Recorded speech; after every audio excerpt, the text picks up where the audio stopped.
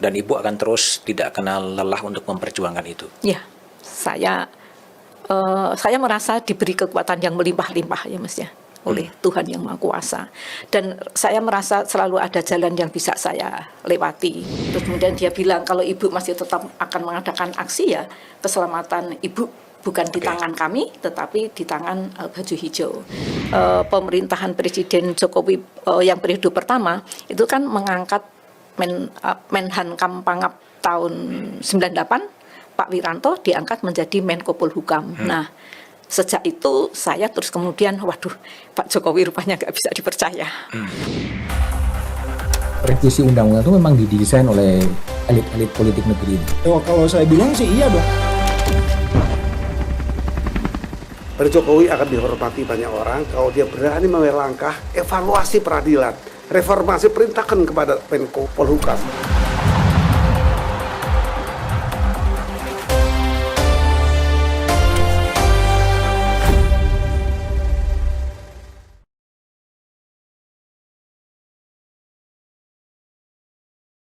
Oke, jumpa lagi di Back to BDM. Teman-teman, kali ini saya akan mengajak berbicara, mengajak ngobrol. Saya sendiri mengagumi seorang ibu ya, yang usianya sudah cukup larut.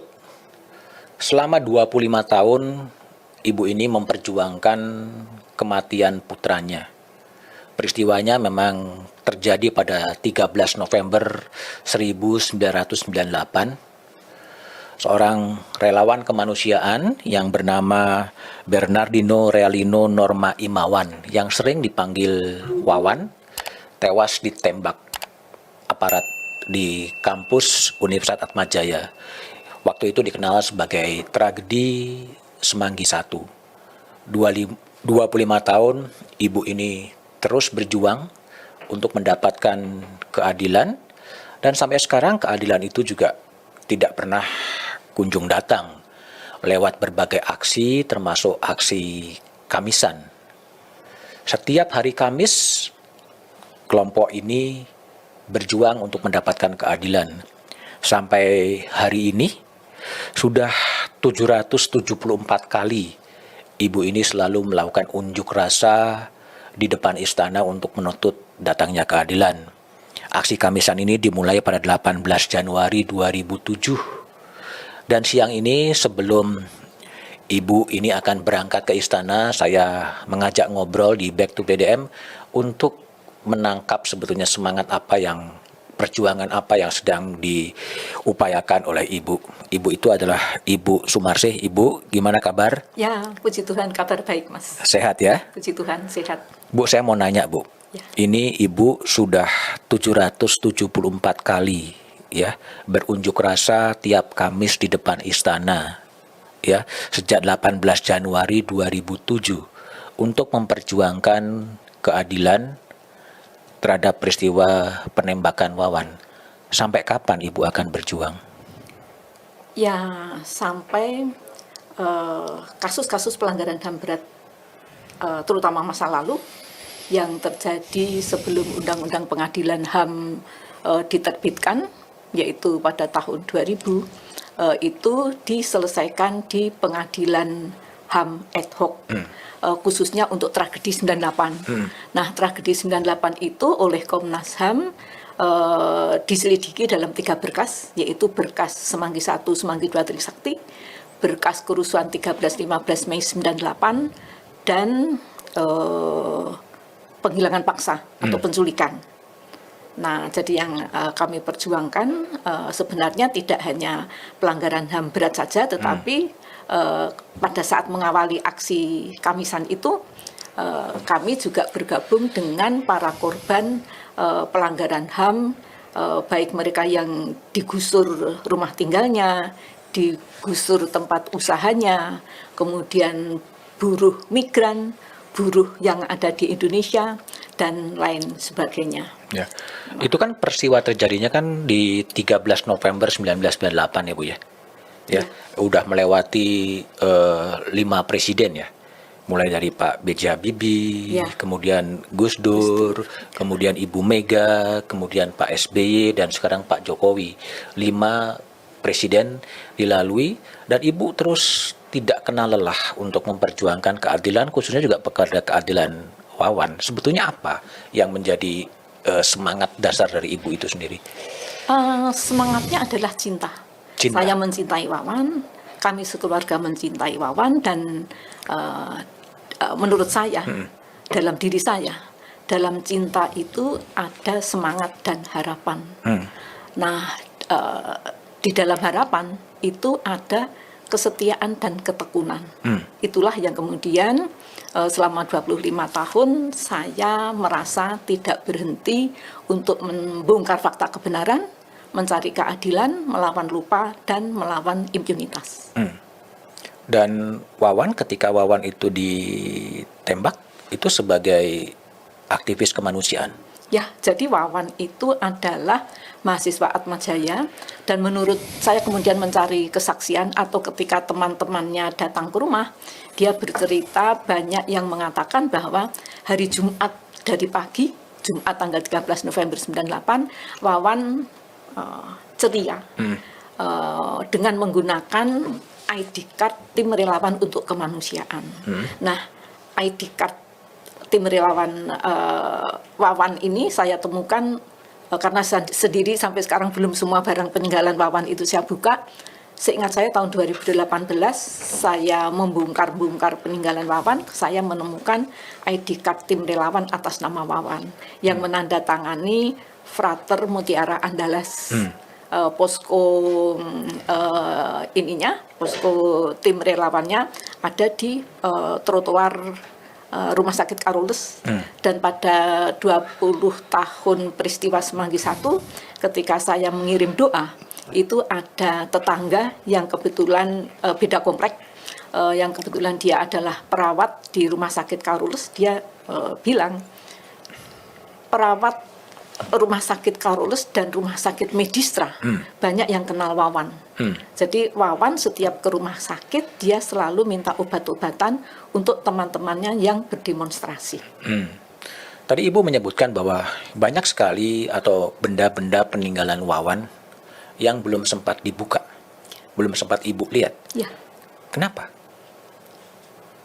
Gak kuat. Saya banyak kenangan Wawan ya pada saat itu, dan Wawan orangnya jujur, orangnya terbuka, dan sampai sekarang pun sebenarnya saya itu nggak tahu, tidak pernah bisa lepas dari Wawan ya Mas ya, dari keseharian kami, saya baik dalam doa maupun ya setiap saat. Kadang-kadang ketika saya lelah, saya sering menyebut Wawan, nama Wawan, Ibu lelah Wawan, Ibu mencintaimu. Dan Ibu berniat, Bapak Ibu Irma berniat untuk melanjutkan perjuangan Wawan yang belum selesai, yang pernah Wawan ceritakan pada saat masih bersama-sama Ibu di dunia.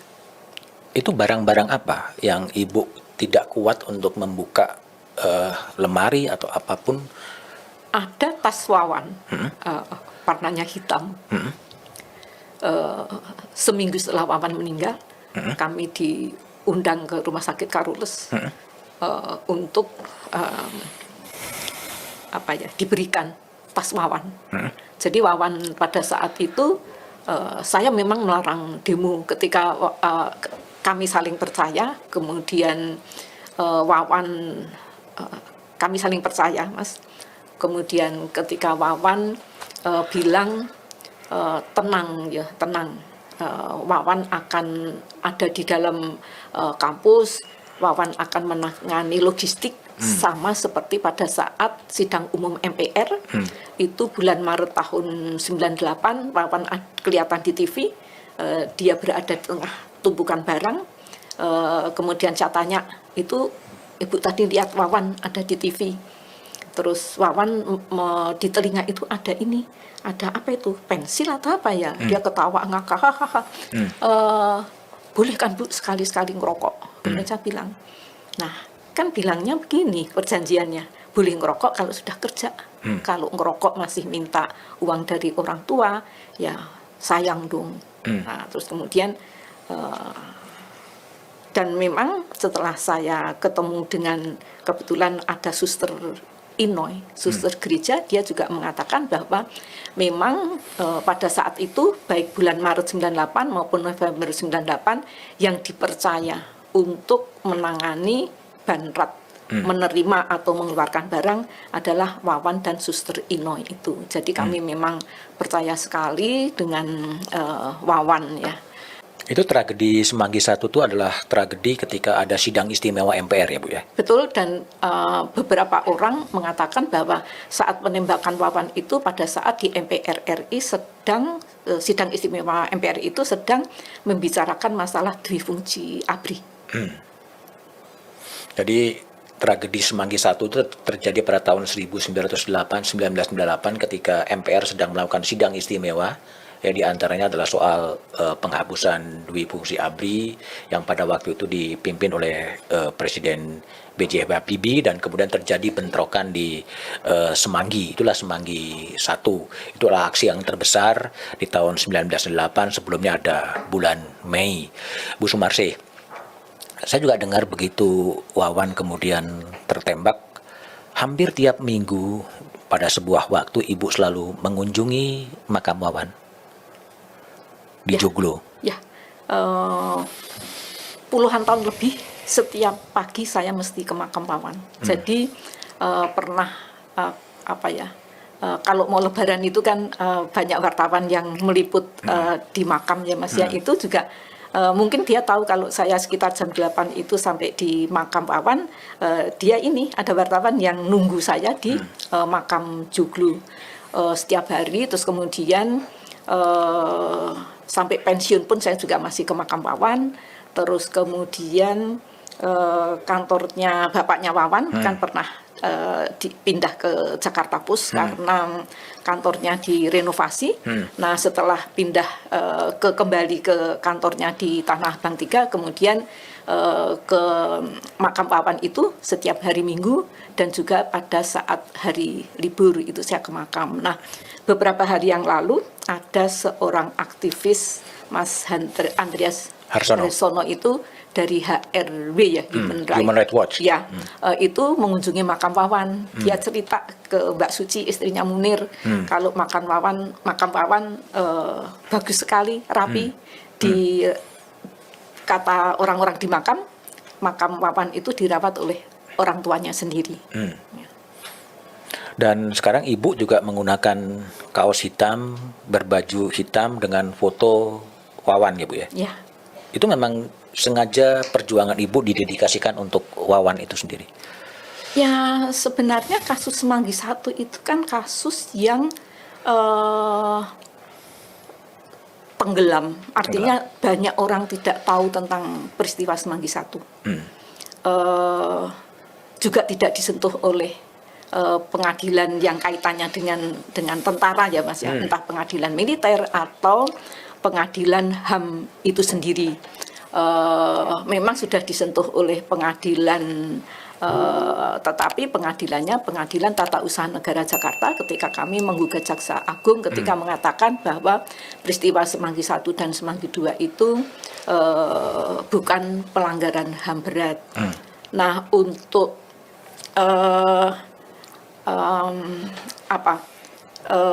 kasusnya sendiri juga pemerintah berusaha bahwa kasus Semanggi I itu bukan pelanggaran HAM, termasuk Semanggi II.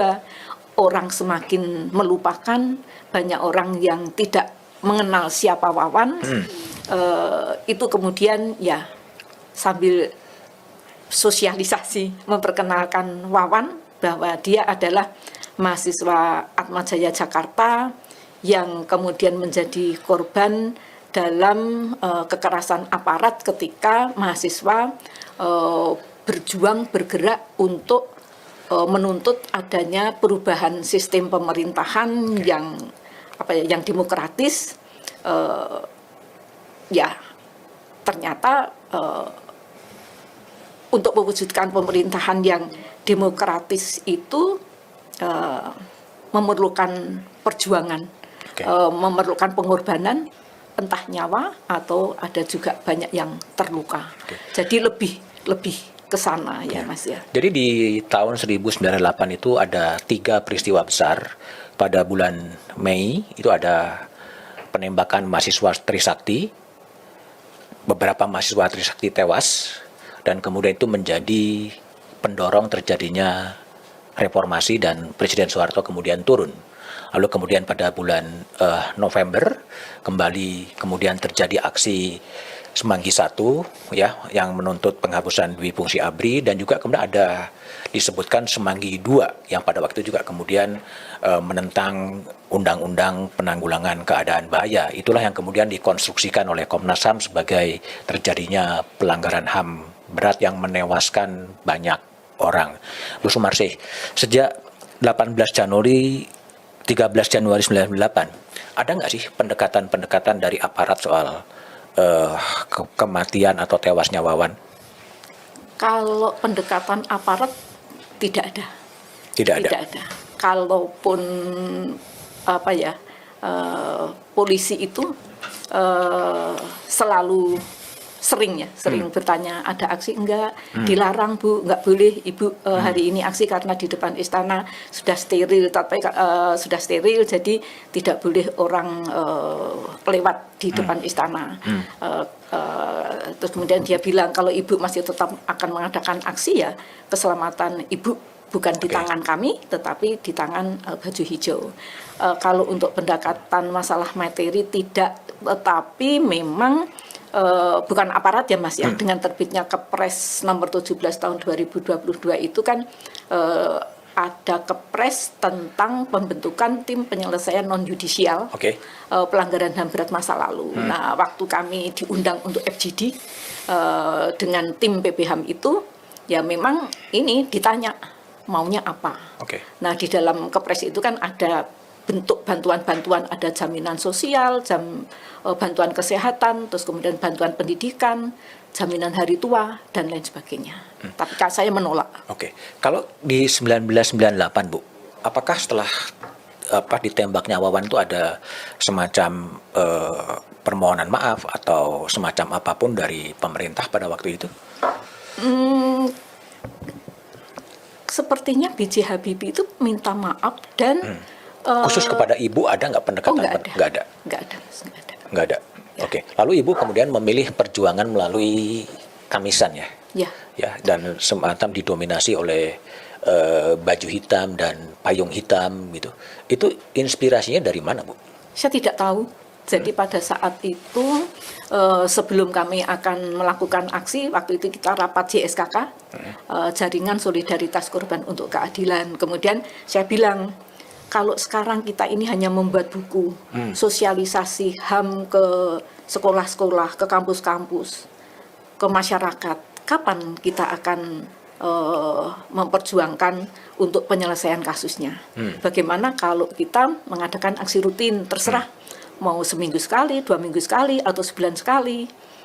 Terus kemudian disetujui. Kemudian kami menentukan harinya hari apa, terus maskotnya apa, terus kemudian lokasinya di mana, itu semuanya serba tidak saya tidak saya pikirkan maksudnya ini itu. Misalnya payung, pada saat itu saya bilang, terus kalau begitu maskotnya apa gitu. Bagaimana kalau payung? Warnanya apa, Mbak Suci? Warnanya hitam. Dan habis itu saya, seneng saya karena warna hitam. Hitam bagi saya adalah lambang keteguhan. Lokasinya di mana? Di depan istana. Waktu itu ada yang mengusulkan di Bundaran HI, di depan DPR, di Kejaksaan Agung. Terus kemudian ada yang mengusulkan di depan istana, karena istana itu adalah lambang kekuasaan. Akhirnya Terus kemudian aksinya aksi diam, aksi damai. Nah, kalau diam bagaimana cara menyampaikan suara kita gitu. Jadi kita diam itu bukan berarti kita mengalah, tidak. Kami tetap bersuara melalui selebaran, melalui poster, melalui foto-foto korban dan lain sebagainya. Tapi ide Kamisan itu dari siapa, Bu? Seingat saya sih saya ya Mas, Ibu. yang mengusulkan aksi rutin, tetapi kan saya melihat kok merasa banyak orang yang menginisiasi. Oh, ya. Jadi saya Ya. bilang sama orang-orang ini, Ibu dan kawan-kawan. saya salah satu yang menginisiasi. Oke.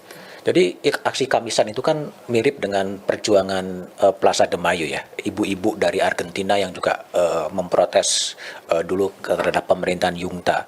Sebetulnya ini ditargetkan semata-mata untuk mengungkap berbagai praktek pelanggaran HAM yang terjadi. Ya, jadi memang ketika sebelum Undang-Undang Pengadilan HAM itu diterbitkan, kami mencari kebenaran, mendatangi berbagai lembaga terkait, sampai yang tidak terkait pun juga kita datangi. Ketika misalnya ke Menteri Sosial pada saat itu, menterinya Ibu Khofifah Indar Parawansa, presidennya Gus Dur. Nah, bagaimana supaya kita bisa menghadap ke Gus Dur, ke Presiden melalui Menteri Sosial. Terus kemudian setelah terbit Undang-Undang Pengadilan HAM, ini yang mengarahkan perjuangan kami untuk mencari keadilan. Terus kemudian kok ternyata mencari keadilan sulit, mencari kebenaran sulit, dan ternyata malah para terduga pelanggar HAM berat itu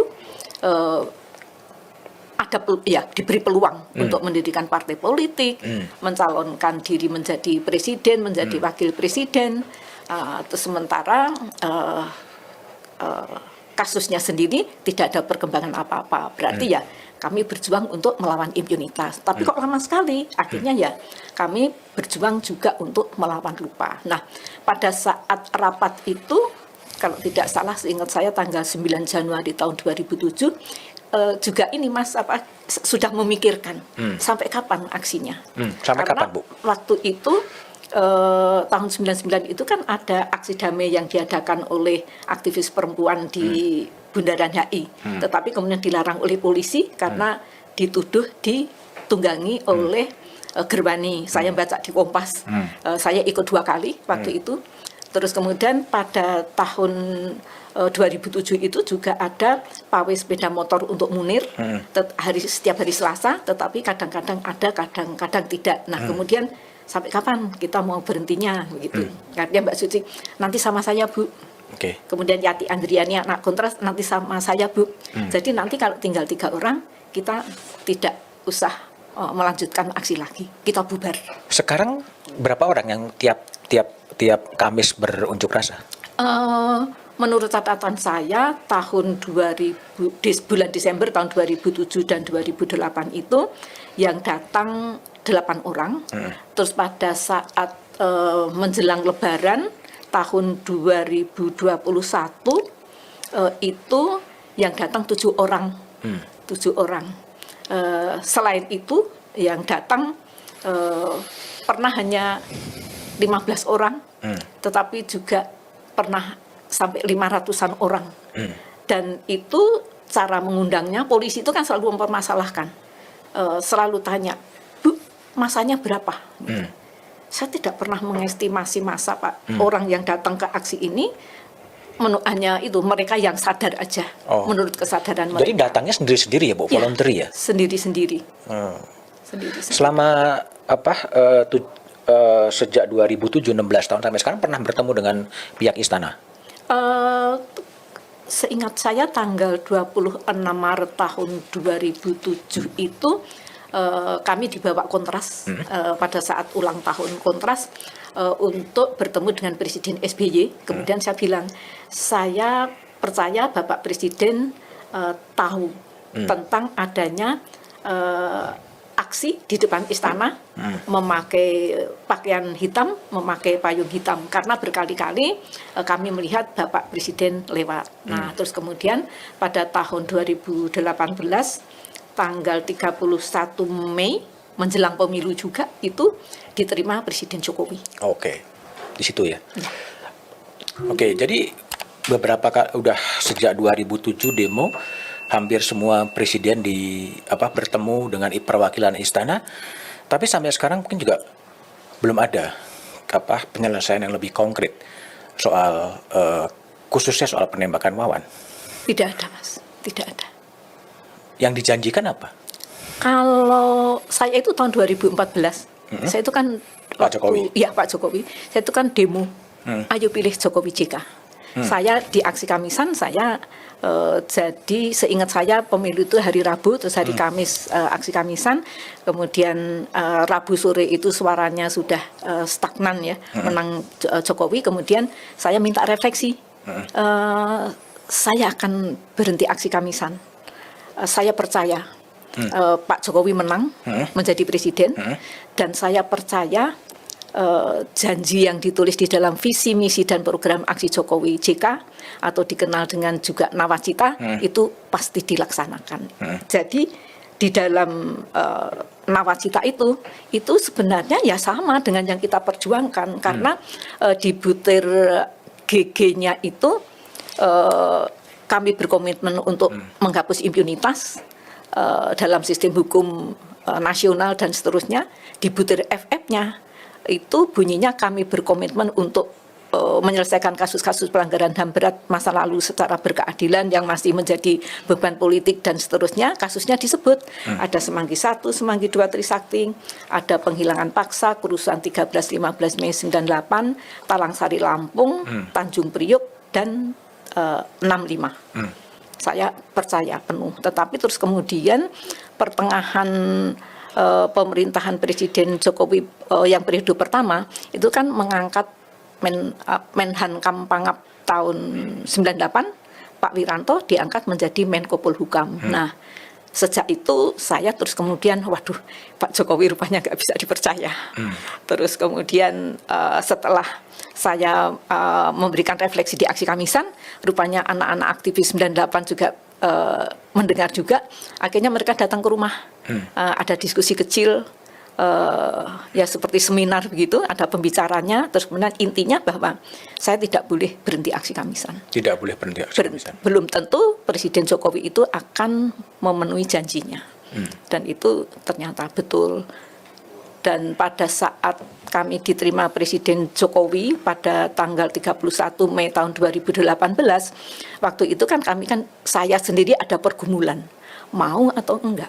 Kalau tidak mau, nanti jangan-jangan Presiden Jokowi akan bilang, loh, bagaimana saya akan menyelesaikan kasus kalau mau ketemu saya saja tidak mau. Tetapi terus kemudian ketika Presiden Jokowi mengangkat Menko Polhukam 98 menjadi Menhankam Pangap 98 menjadi Menko Polhukam. Nah, ini kemudian terus gimana caranya? Kemudian Romo Sandiawan yang mengusulkan, udah bikin saja draft pengakuan negara. Nah, terus kemudian pada saat saya menutup pertemuan dengan Presiden itu, saya bilang, apakah draft pengakuan negara yang tadi saya serahkan kepada Bapak Presiden, Bapak berkenan menandatangani sekarang? Oh, nanti dulu Bu, saya akan mempelajari berkas yang Ibu serahkan kepada saya. Untuk kelanjutannya, day by day, minggu ke minggu, bulan ke bulan, silahkan berkomunikasi dengan Pak Muldoko. Pak Muldoko itu KSP. Nah, kemudian saya tutup. Di dalam berkas yang saya serahkan kepada Bapak Presiden, ada dokumen yang menyebut Menhankam Pangap 98. Pikiran saya mestinya Presiden tahu apa yang saya maksud dengan Menhankam Pangap tahun 98 itu. Oke. Kalau menurut refleksi Ibu ya, artinya kasus pelanggaran HAM dan khususnya dalam kasusnya Wawan itu belum juga diselesaikan di pengadilan, sebetulnya karena faktor apa? Faktor memang tidak mau atau apa sebetulnya? Ya, sebenarnya kalau kita membaca Mas ya, peraturan perundang-undangan itu ya, itu kan terus kemudian sampai pada ada keputusan Mahkamah Konstitusi, kalau tidak salah itu tahun 2015, nomornya kalau nggak salah nomor 75, itu mengatakan bahwa terkatung-katungnya penyelesaian pelanggaran HAM berat bukan masalah peraturan perundang-undangan, tetapi disebabkan, tetapi tergantung dari kemauan politik mau diselesaikan atau tidak. Nah, kenapa saya tidak tahu? Mungkin ya karena apapun pelanggaran HAM berat itu kan pelakunya negara ya Mas ya. Dalam hal ini kan aparat. Aparat itu kan bersenjata. Dalam peristiwa Semanggi I dan Semanggi II, pemerintah tidak hanya mengerahkan TNI Polri yang dipersenjatai dengan peralatan berat untuk perang, tetapi juga mengerahkan Pam Swakarsa. Pam Swakarsa. Pam Swakarsa itu kan apa? Rakyat sipil yang Rakyat dipersenjatai pada saat itu dengan bambu runcing. Ya. Dan pada saat Kiflan Zain menggugat Pak Wiranto atas pengerahan Pam Swakarsa itu, Pak Kiflan Zain yang diberi tugas Wiranto untuk mengerahkan Pam Swakarsa, biayanya pengerahan Pam Swakarsa itu belum dibayar, kemudian dia menggugat melalui Pengadilan Negeri Jakarta Timur. Nah, waktu itu kami ditawarin supaya ikut menuntut begitu, tetapi saya tidak mau. Saya tidak mau campur tangan dengan urusannya Pak Kiflan Zain. Kalau tidak salah, tuntutannya itu 1 triliun. Nama mahasiswa, ada nama Wawan, ada nama Teddy, nama Sigit, kemudian Engkus Kusnedi, dan lain sebagainya itu ada di dalam gugatannya Pak Kiflan Zain itu. Ibu masih mungkin karena ya tentara itu kan apapun, apalagi jenderal, dia kan di backup, mendapat backingan dari prajurit-prajurit muda ya Mas ya. Mungkin ya, saya tidak tahu. Ibu masih berkomunikasi dengan orang tua dari yang menjadi korban pelanggaran HAM berat? Masih. Jadi pada saat tertentu saya masih berkomunikasi dengan mereka. Dan ada yang sudah meninggal bapak ibunya, sudah ada yang ya masih ada ya, dan mereka menyatakan sudah lelah, sudah putus asa. Sudah putus asa. Selalu dibohongi presiden. Selalu dibohongi oleh presiden. Ya, itu adiknya Yunhab. Mama itu kok mau-maunya dibohongin presiden dari periode ke periode. Udahlah mah, nggak usah, biarin aja. Yunhab kan sudah tenang di sana. Iya. Saya juga percaya Wawan itu dibawa pulang menghadap Tuhan itu dengan kemuliaannya ketika seorang Wawan itu misa arwahnya dipimpin oleh seorang kardinal yang mendoakan itu orang-orang gereja dari berbagai kota yang datang di gereja Maria Kusuma Karmel pada saat Wawan didoakan itu. Yang datang itu banyak orang-orang yang berjilbab, banyak orang-orang yang bapak-bapak pakai baju putih, pakai kopiah putih, banyak sekali. Tapi ibu tidak kenal lelah? Ya, karena cara meninggalnya Wawan yang saya permasalahkan, jangan sampai kemudian ke depan itu ada keberulangan kekerasan aparat.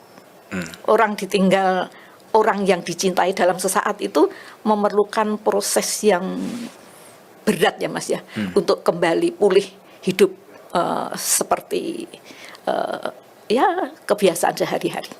Ya, tapi seperti ibu dari Yunhab yang tertembak di Semanggi II ya. Semanggi II juga kemudian lelah dan tetapi kalau mamahnya Yuda bilang begini, ya enggak lah. Oh enggak. Apapun kan itu kan anak mama. Walaupun sudah meninggal itu kan itu jadi tanggung jawab mama begitu. Ya, jadi sampai sekarang dia masih tetap ya kalau dia sehat melakukan sesuatu. Dan itu masih mau 25 tahun ya, seperempat abad ibu-ibu orang tua ini masih memperjuangkan keadilan bagi anaknya. Ya. Dan ibu akan terus tidak kenal lelah untuk memperjuangkan itu. Ya, saya merasa diberi kekuatan yang melimpah-limpah ya Mas ya, oleh Tuhan yang Maha Kuasa.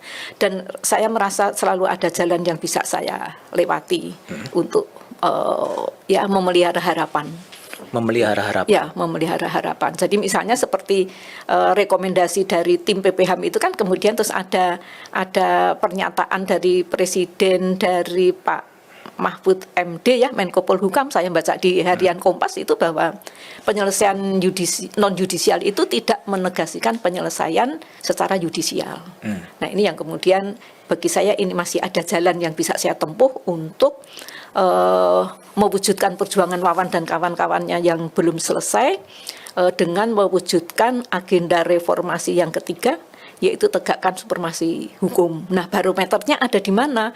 Barometernya adalah apabila peristiwa penembakan mahasiswa ini dibawa ke pengadilan HAM sesuai undang-undang yang berlaku. Mengenai hasilnya seperti apa, misalnya seperti kasus-kasus pengadilan HAM ad hoc pengadilan HAM di AB Pura, pengadilan HAM ad hoc-nya itu kan ada pernah membentuk pengadilan HAM ad hoc Timur Timur, Tanjung Priok,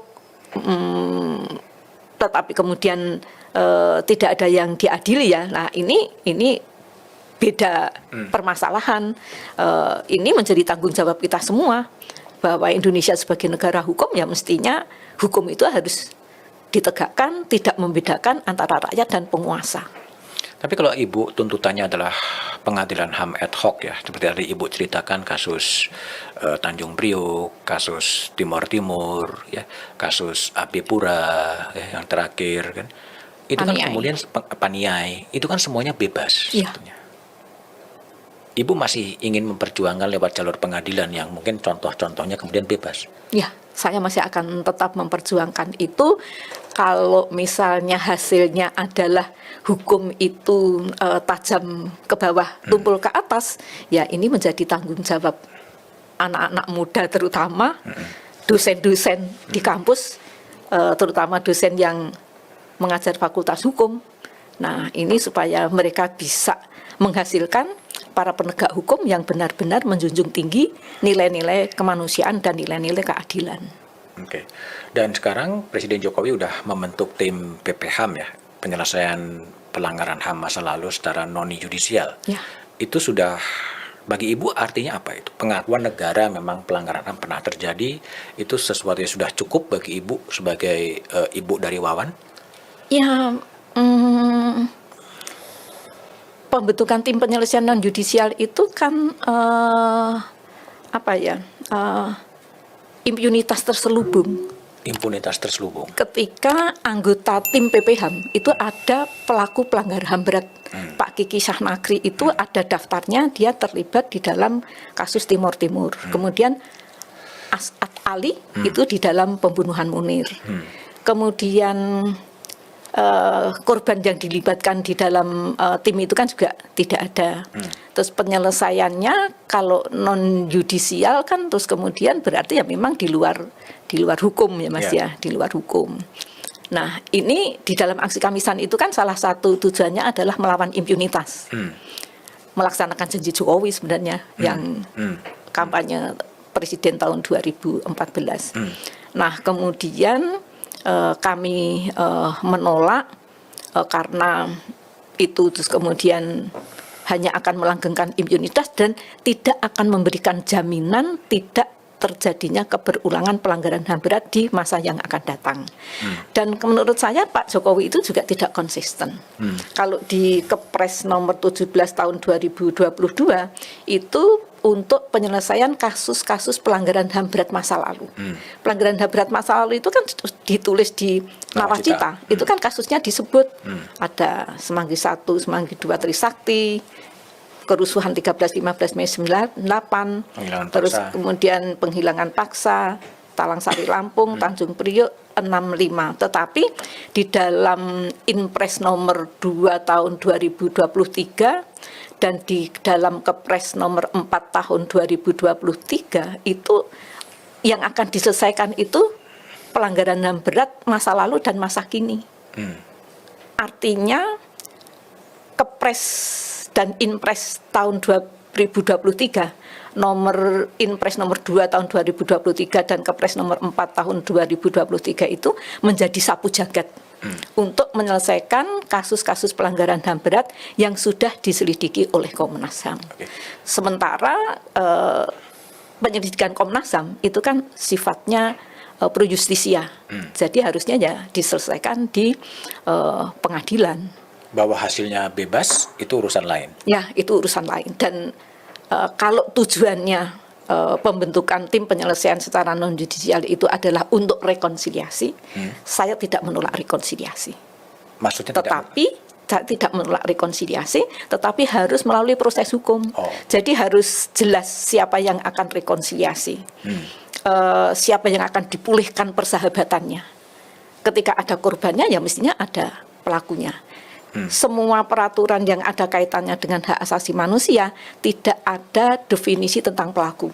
Yang ada hanya definisi korban. Dan Ibu sampai sekarang juga tidak tahu siapa pelaku yang menembak Wawan. Saya tidak tahu, tetapi mungkin saya tidak tahu. Ini pernyataan dari seorang netizen di Twitter, pemilik akun Sang Ed Saputra 8 itu akhirnya ya ketika dia itu kemudian mencibir saya, kemudian orang-orang itu para netizen itu yang menjawabnya. Kemudian ada yang bertanya, oh jangan-jangan kamu itu yang menembak Wawan. Tetapi kalau di YouTube itu ada foto tentara yang dia membidikkan senjatanya ke arah kampus Atmajaya. Wawan itu kan ditembak di antara pos satpam dengan papan nama Atmajaya. Nah itu tentara itu mengarahkan tembakan ke arah kampus Atmajaya. Dan di kampus Atmajaya itu ada besi yang berlubang. Pada saat Pansus Trisakti Semanggi 1 dan 2 di DPR itu disebut bahwa peluru yang mengenai Wawan itu adalah rikoset. Jadi setelah mengenai besi, benda kemudian baru mengenai Wawan. Wawan itu menurut otopsi Dr. Budi Sampurno, beliau mengatakan bahwa Wawan meninggal dunia karena ditembak dengan peluru tajam standar ABRI di dada sebelah kiri mengenai jantung dan parunya. Oke. Kalau kembali kepada PPHAM, rekomendasinya sudah dikeluarkan. Pak Mahfud juga sudah lapor Presiden dan kemudian akan ada langkah-langkah terhadap Ibu. Sudah ada langkah-langkah setelah PPHAM ini? Tidak. Belum. Belum. Dan belum ada sama sekali pendekatan atau menawarkan rehabilitasi, menawarkan kompensasi, restitusi sama sekali? Tidak ada. Jadi memang ketika Komnas HAM itu membuka peluang kepada korban berbagai kasus untuk mengajukan bantuan psikososial dan psikomedis di LPSK untuk korban Semanggi 1, Semanggi 2 dan Trisakti, belum ada yang mengajukan bantuan itu. Sampai sekarang juga belum ada? Sampai sekarang belum ada. Dari pihak pemerintah atau negara juga belum upaya untuk mendekati apapun juga? Sejak rekomendasi PPHAM itu dikeluarkan? Belum ada. Tapi Ibu akan tetap terus berjuang, memperjuangkan adanya keadilan untuk Wawan? Ya, tidak hanya untuk Wawan, tetapi untuk memperjuangkan untuk tegaknya hukum dan HAM di negara Indonesia. Jangan sampai kemudian kekerasan terus terjadi. Sekarang ini terjadi di Papua itu yang hampir setiap hari saya membaca di Kompas itu selalu ada korban, entah itu tentara, entah itu polisi, entah itu warga masyarakat sipil. Dan Ibu tetap akan memperjuangkan melalui jalur-jalur yang non-violent, jalur-jalur damai? Ya, karena saya mencintai. Duka cita saya sudah bertransformasi pada cinta kepada sesama, cinta kepada korban-korban yang menjadi pelanggaran HAM berat, agar ke depan tidak ada korban seperti yang menimpa Wawan dan kawan-kawannya. Ibu sekarang usia berapa? 71. 71. Iya. 71 tahun, selama 25 tahun menanti keadilan yang tidak pernah kunjung tiba. Ya. Selama 16 tahun kemudian melakukan unjuk rasa yang juga tidak membawa hasil. Sampai kapan Ibu akan bertahan memperjuangkan keadilan itu? Ya, kalau hasil sih saya rasa ya Mas, itu kan yang menilai orang lain ketika dia bilang, kalau tidak ada aksi Kamisan, Presiden SBY tidak akan membentuk tim penyelesaian kasus-kasus pelanggaran HAM berat masa lalu. Presiden Jokowi tidak akan membentuk Komite Gabungan Pengungkap Kebenaran dan Rekonsiliasi, tidak akan membentuk Dewan Kerukunan Nasional, tim terpadu, kemudian sekarang ada Kepres. Nah, kalau ditanya sampai kapan, ya sampai kasusnya selesai. Kasus penembakan Wawan dan kawan-kawannya dibawa ke Pengadilan HAM ad hoc Trisakti Semanggi 1 dan Semanggi 2. Dan kalau itu sulit diwujudkan, sulit tercapai, ya ketika Tuhan masih memberi nyawa dan kesehatan yang baik terhadap diri saya akan terus memperjuangkan tegaknya hukum dan HAM di Indonesia, yang merupakan cita-cita Wawan dan kawan-kawannya untuk mewujudkan agenda reformasi, khususnya agenda yang ketiga, yaitu tegakkan supremasi hukum. Dan never give up, tidak akan pernah menyerah untuk memperjuangkan keadilan. Ya, saya tidak akan menyerah. Dan itu adalah amanah dari Wawan, putra ibu tersayang gitu. Ya, amanah sih tidak, Mas. Tidak. Mungkin Wawan saya tidak tahu ya seperti apa, tetapi seperti apa artinya yang dirasakan Wawan saya tidak tahu. Tetapi ketika peninggalan Wawan itu banyak yang mengatakan entah itu puisi, entah itu tulisan-tulisan yang dia buatnya, itu banyak yang menunjukkan keprihatinan ya tentang kondisi negara yang pada saat itu ya, bahwa ya memang harus ada perubahan pemerintahan. Oke. Wawan banyak menulis puisi, menulis catatan-catatan harian gitu. Ya, puisinya Wawan itu dimusikalisasi oleh Usman Hamid, Direktur Amnesty International, dan juga orang dari Densu Isopos. Itu dia membuat website saya wawan.com, tetapi kelihatannya tidak berlanjut, akan dilanjutkan untuk website Aksi Kamisan. Itu ada musikalisasi puisi Wawan. Oke. Lalu Ibu kan juga pernah menerima Yap Thiam Hien Award ya. Betul. Sebagai Human Right Defender, Yap Thiam Hien Award itu adalah sebuah rekognisi terhadap orang-orang yang memperjuangkan hak asasi manusia. Bagi Ibu sendiri, apa makna penghargaan Yap Thiam Hien ini? Maknanya ya sebenarnya supaya saya itu meniru ya sikap Pak Yap Thiam Hien. Walaupun waktu itu saya menolak ya, karena yang berhak menerima itu Wawan, bukan saya. Karena Wawan, kalau saya melihat dia itu seorang pejuang reformasi dan demokrasi. Kalau ibunya kan cuman apa ya, melakukan sesuatu yang kemudian dasar saya itu ibu rumah tangga. Kalaupun saya menjadi pegawai negeri itu kan patuh terhadap apa ya, pemerintah, Mas, aturan-aturan pemerintah. Ya ini memang menjadi kewajiban saya sebagai ibunya Wawan yang tahu persis apa yang dilakukan Wawan semasa hidupnya.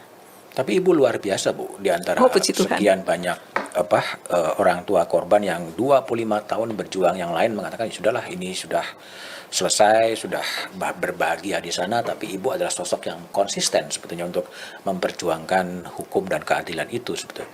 Nah, semangat ini sebetulnya apa yang mendasari Ibu itu selain cinta tadi? Saya itu waktu baru-baru menjadi korban itu kan banyak orang menanyakan apakah ibu dendam, apakah ibu memaafkan. Tetapi terus kemudian saya sebagai umat Katolik yang pernah menyanggupi, saya menolak segala tindakan dan kebiasaan yang tidak adil atau tidak jujur dan yang melanggar hak-hak asasi manusia. Jadi ini kewajiban saya sebagai umat Katolik untuk ya melakukan sesuatu agar ada kejujuran, agar ada keadilan, agar tidak ada pelanggaran hak asasi manusia. Dan itu akan terus diperjuangkan. Ya, dan ternyata kan kejujuran itu sulit, Mas, mencari orang jujur di Indonesia.